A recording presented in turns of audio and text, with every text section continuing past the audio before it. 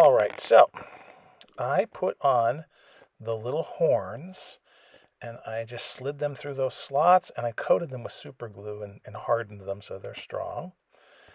They're on the stabilizer or the elevator as well. I also looked at my data and it shows that there are little extra places where I'm poking those holes. I drilled them through, which is where some more rigging goes. I made sure that I'll show you how I'm doing this. That is the bottom.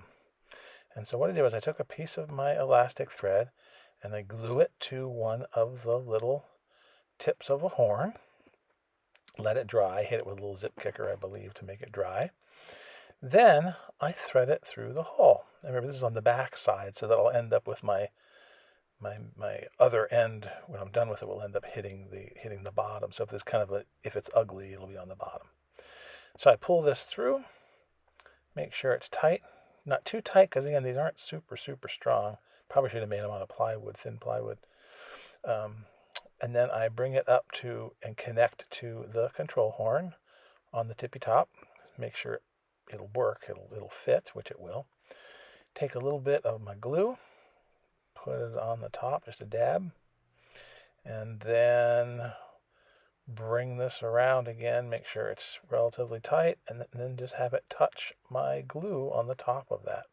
And hold it for a few seconds, and you should end up with a solid little connection.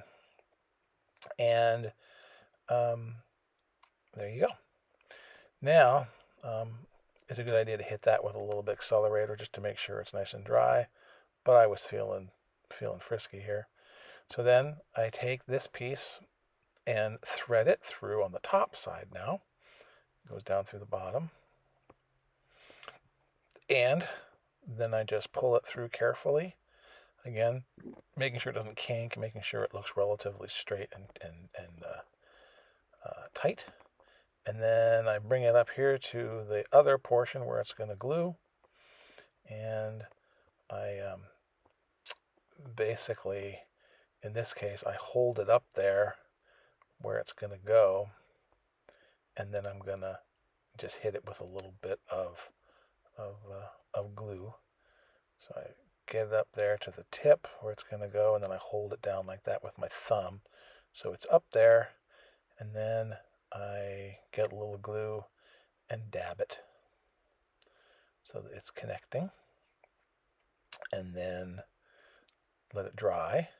This is thicker easy line than I'm used to working with, and it actually is harder to use. It takes longer for things to sort of wick into it and stuff.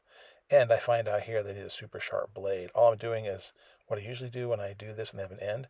I pull it and then I cut it with my X-Acto blade, and then that makes a real fine, clean cut. But you'll notice that my X-Acto blade's not cutting through this easy line.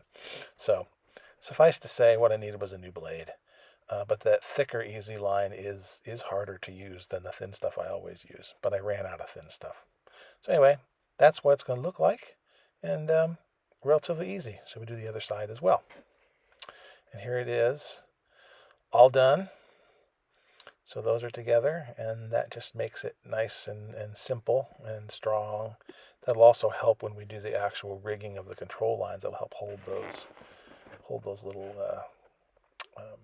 things straight, those little horns straight.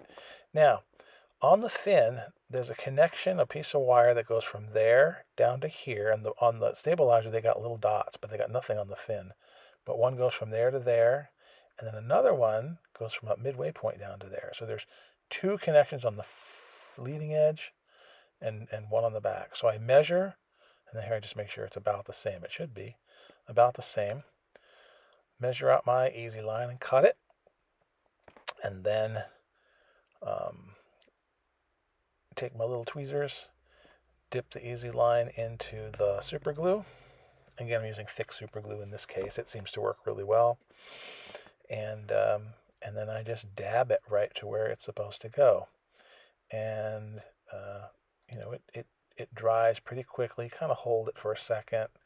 Biggest thing to worry about is sometimes it'll dry kind of kinked or crooked, so you have to sort of make sure you hold it long enough for it to start to set. And here I'm just making sure it's on there. And then I pull it out to make sure it's going to dry the right way. And I check it to make sure it's going to fit. And then I hit the end with some zip kicker. That's what that was with the brush. Take a little dollop of tiny bit of glue. Take my tweezers, and the end of this easy line now has the zip kicker wicked into it. So you should just be able to bring this over and touch it. You can't hover too long. You got to touch it because the fumes will solidify the glue. So you want to make sure you put the thing into the puddle of glue, and there you go. It's on, it's fast, and it shouldn't come apart. Although I've been having a problem recently with coming apart on my engine mount that I rigged. But anyway, do the same thing with the other side. A little dab of glue, attach it to where it's supposed to go, make sure it fits, a little dab of glue, bam, and there it is. So you just continue to do that with all the others, and that's as easy as it gets to rig. It's cheating, but it does work, and I got to get the rest of them on. This is the way I do it. And there it is, all done through the magic of television. I got all the lines on based on the 3 views I have. You got to be careful you don't pull the fin one way or the other because this stuff is elastic, but it's strong. And then I found there's a couple more down here. There's a couple there, and there's a couple vertical ones here that I put in that I didn't even know were there. I found a really neat site where a fellow from Japan took great pictures of the airplane that's in, I think, Milan, and it was beautiful. So from those pictures, I found a couple extra places I needed to rig. Now I just test fit this, and this again is a tribute to that model. It is absolutely spot on. The white matches the white, the red matches the red. I'm putting little bits of super glue along the hinge line. They do have little wires you're supposed to put in to act as hinges, but I find it's easier for me just to glue these on directly. And then if I want to put like a hinge, I can cut little pieces of tiny rectangular gray or black pieces and put them over where the hinges are supposed to be. And this I want it to droop a tad because I think it looks better. It looks like it's got weight to it. I figure as it's sitting there, I've seen pictures of them with them up, straight, and down, but I figure in my case they might be down a little bit. A little bit of zip kicker just to make sure it dries quick and is on there. And there you go. Same thing with the rudder.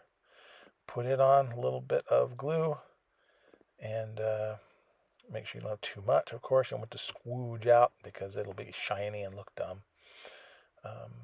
You can fix that with a little bit of dull coat on a brush, but match these up, put it on. You got one time to do it. You can see I kind of was a tiny bit low. I'm a scotch low, but I'm not going to tell anybody except for you people, all 3 of you.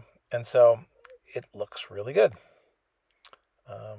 Very pleased. So there it is. Looks good. It really looks nice with the tails on there. The tails make it look even more elegant. So there you be. Looks nice. I'm really liking it. Coming together really well. Now, the last thing we need to do on here is put on the control lines. So I'm measuring, I put the other ones in already, so I'm just showing you how I did it. I measure from where they come out of the body to the horn, which is that distance. And then I roll out my little easy line, which again is the thick stuff. I think it's too thick for these, like I said, but oh well, it's working. Maybe it'll give it a little extra strength. Pull that out, and then I take my dividers and I just walk it so that it's twice the distance. Because what I'm going to do, since in this particular airplane, both upper and lower control wires go into the same little cup on the top of the fuselage, I'm just going to put that piece, put it in half, grab it like that with my little tweezers, and then glue that tip together so it's a little tiny V glued together, and that way I just stick it in one part onto the top of the fuselage decking, and then the other 2 are free to then put on the control horns on the elevators. So I just put a little bit of glue on there, and then I did a little bit of zip kicker, squeezed it together, and that way you've got this very hard little V of easy line that's going to go easily into my little cups that are on top of the fuselage. See, they'll put little glue in there. Have a fine piece of wire with some super glue. Make sure you don't slobber it all over the place. I just noticed I got some blood on the side of that cross. Huh, oh well. Looks more realistic. Grab that little tip, and again, you could do these separately, I suppose, but I figured this I thought was a good idea. You just slide it in, and it goes into that little cup, touches the glue, and dries there. And now it looks like there's two that are, emanating from that spot. Those cups, by the way, little attachments, are supposed to be paper, and they look like a nightmare. So I pulled pieces of Q-tip with plastic bodies on them. I pulled the plastic thinner and then cut them in such a way that they form like a little cup, and I glued those on. That's what I'm using, and painted them gray. Anyway, you then cut this and make sure that it's going to attach. Now, it turns out I got to go underneath the wires that are on the tail to make it straight. Otherwise, you hit things. It's bad. I put a little bit of zip kicker on the tip of the wire. Now I put a little bit of glue on the tip of the horn. And then I grab my wire, again, making sure in this case it goes under the wires that hold the fin on. And then you very carefully grab this and touch it. And I tried to make these just about the right distance, and there you go. Try to make them just the right distance because I don't want them to pull too much. And then the bottom one, same thing. I got that end hit with zip kicker. I put my little bit of glue on the end of the horn. Grab this. This one, there's nothing impeding it. It just goes directly to it, which is actually nice. And it turns out, whoops, I'm too long. So if I'm too long, all I do is take my scissors, bam, cut that off, put a little more kicker on the base. It's better to be too long than too short because you don't want to put too much pressure on these things because, again, they're just paper. And then you go ahead and drop it on there, and lo and behold, there it is. A little extra zip kicker because I panicked. And there it's the back. The control surfaces are on. It's very convincing. There's no turnbuckles and such. I've tried a lot of turnbuckle stuff before, but to me it's just a lot of kind of wasted energy. I like having the lines there. They're clean. They don't look clunky.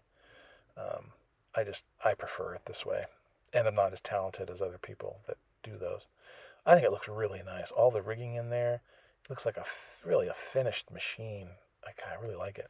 And I'm just pointing out those little plastic cups. Again, they're supposed to be paper, but those are actually pulled and cut Q-tip handles that are plastic. And they're great. Everything looks really good. The engine mount looks good. The tails look good. The rigging looks good. As I said, if anything, it's too thick, but I'm going to just scrub around that. It really is starting to look nice. And man, the next thing, so really the body is essentially, there's a couple little things to do, but the body's done. So the next thing to do is start the engine.